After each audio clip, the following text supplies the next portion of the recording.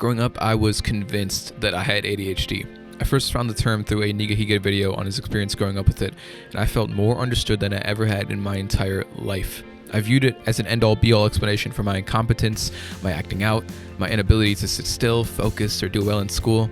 Of course, it's not a good idea for a fourth grader who has no bearing on the world around them to pick up a term from the internet and self-diagnose themselves with it, but as it would happen, many adults in my life would reinforce this belief, saying that I had ADHD, only for my parents to not believe them.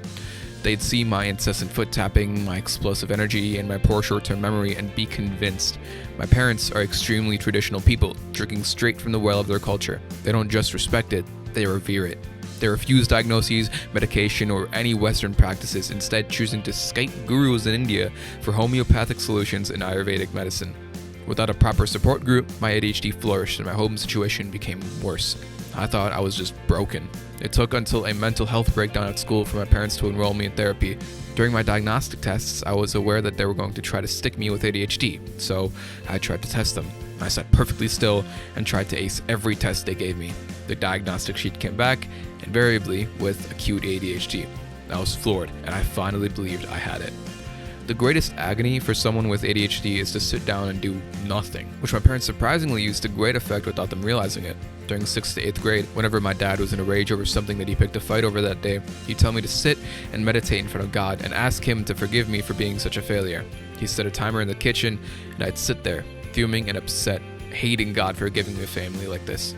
I learned to associate meditation with punishment, and due to my given predisposition to the practice, I avoided doing nothing at all costs. This belief has skyrocketed my screen addiction. Looking back, I can begin to understand my parents. In India, there is no such thing as ADHD, ADD, or developmental disorders. There's simply an ability or an inability to do work. When you've lived 40 years of your life surrounded by scholars and academics, having a son who's overwhelmingly averse to hard work and falls behind academically must have been excruciating. I don't excuse their verbal assaults or their methods of trying to fix me, but I can make peace with it. Surprisingly, I don't think I have ADHD. I believe my ADHD symptoms of constant foot tapping, inability to focus, disorganization, constant dissatisfaction, poor time management, forgetfulness, impulsiveness, trouble coping with stress, and difficulty to pay attention are enveloped by generalized anxiety disorder, the results of growing up in a severely broken home. I hate this answer and I hate defaulting to blaming my parents, but I find that by adopting this route of thinking, I can find better explanations for my behavior which make it easier to tackle my symptoms. When I start viewing these problems of mine from the lens of anxiety and look to heal myself from a place of love and understanding, meditations slowly start to creep up again as a solution. I never thought about reclaiming something which I associate with so much pain. So, around 2 months ago before I went to sleep, I tried to sit for 30 minutes and not just exist with my thoughts, but actively think of nothing. Every thought imaginable rushed through my head at Mach 3, exploding like a pachinko machine.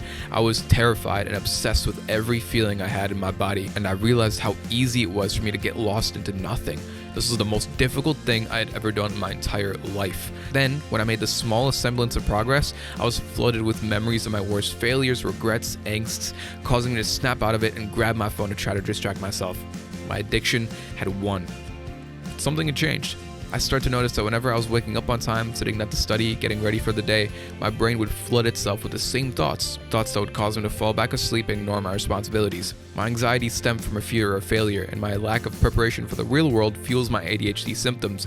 When I inevitably fail, I'm able to stay in the same bloody cycle of the same life. This is my method for taking myself out of harm's way. So, to commemorate this, I've added meditation to my list of daily tasks. First, 10 minutes twice a day, then 20, then 30. I'm quite excited for this, and I can't wait to see the results of my progress. Sorry for missing yesterday. My parents picked me up to go to my cousin's house, and on the way back told me that I was going back home with them and that they'd drop me back off to college in the morning. Unfortunately, this meant that I couldn't record a video for the 8th or the 9th. This is an exception, and I still intend to post a video every day. Thank you for your time.